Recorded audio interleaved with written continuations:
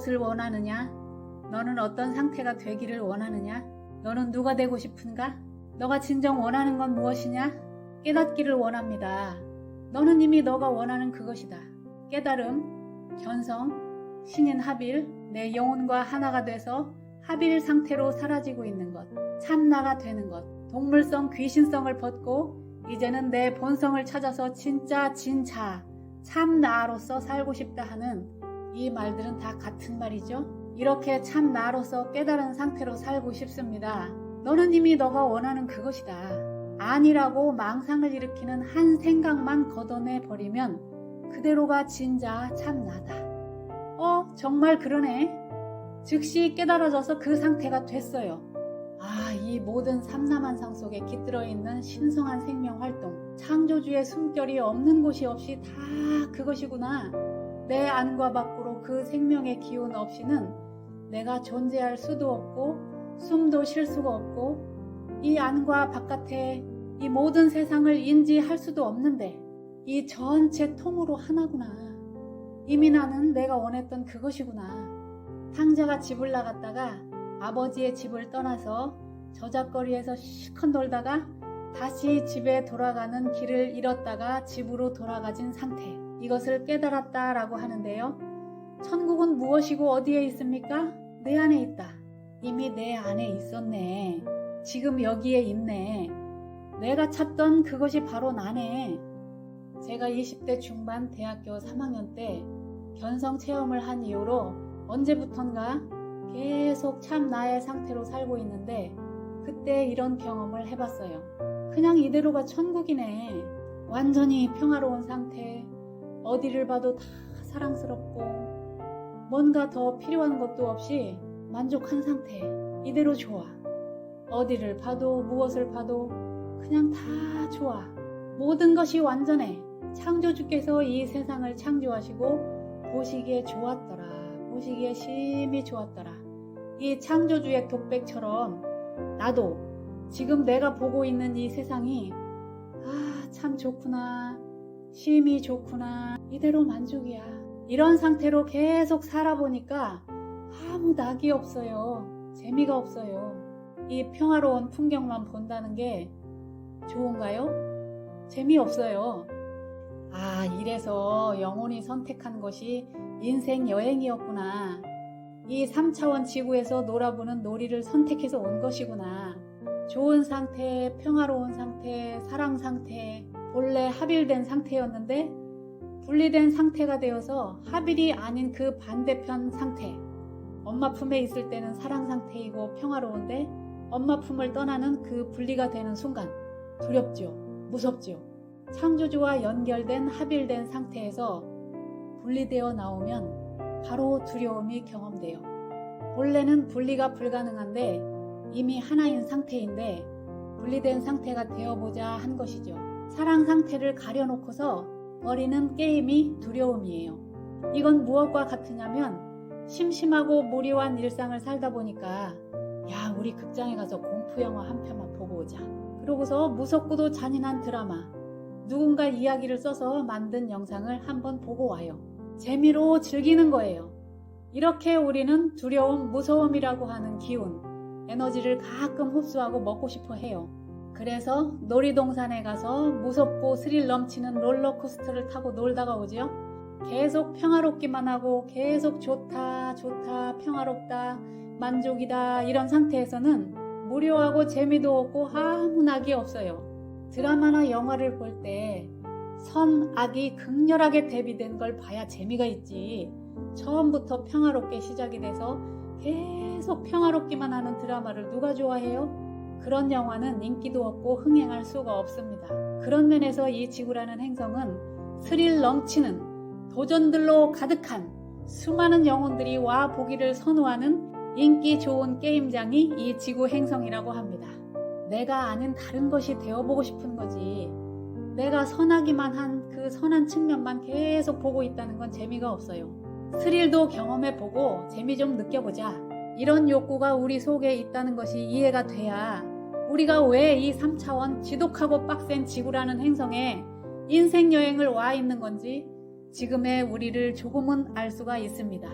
계속 이렇게 평화롭기만 한 상태로 사는 것, 오직 사랑 상태만 느끼면서 계속 그 행복 상태로만 존재하는 것, 아무 재미가 없다, 아무 낙이 없다, 무료하다. 그래서 삶으로 오는 모든 상황들, 도전들을 다 허용하고 좋아하고 그냥 사는 거예요. 그게 훨씬 더 재밌고 사는 맛이 나니까. 잠시 PC방에 들어가서 한판 게임을 즐기고 집으로 가는 사람처럼 우리는 재미난 게임을 원해요. 지금 나에게 보이고 들리고 만져지는 이 세상을 사는 게 내 영혼이 짜온 프로그램으로 나에게 가장 적당하고 스릴 있게 만든 게임 프로그램이다. 내가 이야기를 쓰고 각본을 짜고 그 배역을 맡아줄 사람, 인연들도 내가 정했고 이렇게 살고 있는 내 인생 드라마가 내가 짜고 내가 만든 거다. 이렇게 말하면 대부분 사람들은 지금 사는 게 재미도 없고 지겹고 빨리 바꾸고 싶고 여기서 벗어나고 싶은데 무슨 소리야. 이렇게 괴로운 고통을 내가 왜 선택을 한 거야? 이해가 안 되고 받아들이기도 싫을 거예요. 그런데 본래 나를 찾은 상태로 계속 살다 보면 무료에서 또 뭔가를 찾아요. 나로만 있는 건 무료하니까 나 아닌 걸 해보고 싶은 거지. 나라고 하는 존재는 되어보고 싶은 건 다 되어볼 수 있다. 나의 내면에서 저 바깥에서 제공해주는 영상들, 지금이라는 순간마다 계속 보여지고 있는 이 세상의 풍경들, 내가 볼 수 있는 이 세상도 지나가는 영상이다. 극장에 가서 영화 한 편 보고 나오는 거나 똑같다. 지금 여기서 보이는 내 인생 풍경이나 똑같은 영화 영상을 보고 있는 거다. 내 삶으로 와서 보여지고 있는 영상들을 보면서 나는 순간순간마다 무엇인가 되어보고 있는 중이에요. 상대방, 대상 때문에 매 순간마다 나는 무엇인가가 됩니다. 그렇게 다양한 내가 되어보려고 내가 만든 내 인생 영화가 지금 내가 보고 있는 나다. 내 모습이다. 그리고 보고 있는 이 세상이 내가 선택한 풍경이다. 내가 지금 겪고 있는 사람들, 내가 맞이한 가정생활 환경, 내가 보고 있는 직장의 풍경들, 내가 살고 있는 이 도시, 이 모든 환경 조건, 내가 선택한 거다. 깨닫지 못한 모든 중생은 나는 피해자야. 나는 희생자야. 내가 내 맘대로 할 수가 없어. 나는 아무 힘도 없고 능력도 없어. 나는 어쩔 수 없어. 나는 억울해. 이 현실 앞에서 나는 너무 무기력하고 대처할 힘도 없어. 나는 약자야. 이런 피해자로서 결핍 상태에서 자기 자신을 놓아두고는 나 좀 도와주세요. 나는 길을 잃었어요. 이런 상태로 있게 자기를 놓아둔 건 내 자신이다. 극장에 공포영화 한 편을 보러 갔다가 집으로 돌아오는 길을 잃어버린 거예요. 그게 바로 지금의 나다. 우주 수많은 별들 중에 지구라고 하는 3차원 행성으로 인생 여행 프로그램을 짜가지고 와서 잘하면 100년 놀다 가는 지금 여기는 내가 선택한 게임을 즐기고 있는 중인데 내가 선택해서 와서는 아유 무서워 두려워 비참해 나는 힘이 없구나 싫다 빨리 벗어나고 싶다 이러고 있습니다. 우리는 분리된 상태를 경험해 보려고 수많은 가짜 환상들을 만들었는데요. 진실은 완벽하게 다 갖춰져 있는데 결핍이라는 부족하다, 없다, 모자란다 라는 이 결핍의 환상을 만들어서 그 상태가 돼보려고 했어요. 진실은 충분히 다 있다. 그런데 항상 부족하다고 느껴요. 사랑도 부족하고 시간도 부족하고 돈도 부족하고 그렇게 모자라다 부족하다 라고 하는 결핍이라는 환상을 만들어서 온갖 부족한 상태들을 경험해 보려고 했어요. 나는 고아로 태어나서 부모가 없어. 나는 결혼을 못해서 남편이 없어. 나는 자식도 못 낳았어. 내가 지금 뭔가 부족해서 모자라서 고통스럽다면 즉시 알아차려서 본래 나는 완전하지 하고 돌이키면 되는데 결핍이라는 망상을 떨고 살아온 세월이 너무 길다 보니까 본래 상태로 돌려놓는 방법을 잊어버렸어요. 그리고 심판이나 처벌이 있다는 환상을 만들어 놓고 온갖 경험들을 다 해보자 해놓고서는 이건 잘못이야, 이건 죄야 하면서 죄책감 안에 자신을 가두고서 불안한 두려움에 떨어보는 경험을 합니다. 이런 것들이 있다고 믿는 건 망상이지 실제가 아니다. 그건 체험을 위한 환상을 만들어 놓고 설정해 놓은 프로그램이다. 실제가 아닌데 그렇다고 받아들이고 내가 인정한 그것은 경험하게 돼 있습니다. 그런데 그런 건 없다는 걸 명확히 알면 그런 영향을 전혀 받지 않아요. 카르마라고 하는 것이 바로 이것이죠. 죄업을 받아야 한다. 본래 죄는 없다. 체험만 있을 뿐이지. 그냥 흉내 내본 거다. 그냥 그러기로 신용만 한번 내본 거다. 게임 한 판 해본 거다. 아이들이 놀이터에서 소꿉놀이 할 때 이번에는 내가 엄마 할게. 너가 아빠 해. 그리고 우리 부부싸움 한번 해보는 거야. 이렇게 역할극하면서 흉내놀이 한번 해본 거 가지고 죄를 지었다. 죄를 씻기 위해 회개를 해야 된다. 죄값을 치르고 정화를 해야 돼. 이건 다 생각이 만들어낸 망상이고 환상이고 실제 하는 게 아니다. 구체적으로 무엇이 가짜로 설정한 환상인지, 내가 놀자고 만든 프로그램인지 내 삶의 구석구석에서 명확히 알아차리고 꿰뚫어 보면 거기에 영향을 받지 않게 되고 그게 나를 자유롭게 합니다. 진리를 알지니 그 아는 진리가 너를 자유롭게 하리라. 이 자유를 찾고 싶은데 부족한 돈이 생기면 자유로워질 거야. 부족한 사랑이 내 이상형을 만나게 되면 채워질 거야. 이렇게 부족하다고 하는 이 결핍이라는 환상에 빠져서 뭔가 와줘서 나한테 채워져야 해결될 것 같은 이 생각이 망상이다. 이것이 환상이다. 결핍은 본래 없는 환상이다. 잠시 체험해 보려고 내가 장치를 걸어놓은 환상이다. 이 본질을 깨달아 알면 뭔가를 밖으로부터 구해다가 내 모자람을 채워야 한다는 이 망상을 피우지 않게 됩니다. 이것이 나를 해방시켜주는 진짜 자유입니다. 마음에 안 드는 저 사람이 이렇게 바뀌어주면 좋을 텐데 하는 내 생각만 빼버리면 내가 괴로울 이유가 없다. 가장 큰 사랑은 각자 자기 자신이 원하는 것을 하도록 허용해 주는 자유다. 그는 그로 있게 하고 나는 나로 있게 해주는 게 사랑이지, 내가 원하는 대로 내 마음에 드는 대로 해주는 게 사랑이 아니다. 그것은 자유가 아니다.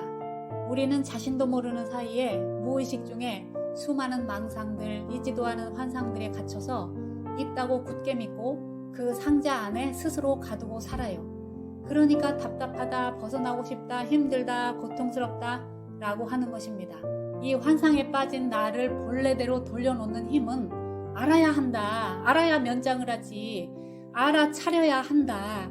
이것이 바로 깨달음인데, 깨닫는다는 것은 보는 관점이 바뀌는 것이고 지금까지 내가 봐왔던 시각, 생각 다 틀렸다는 걸 알아야 본래 내가 누군지를 볼 수 있고 알 수가 있습니다.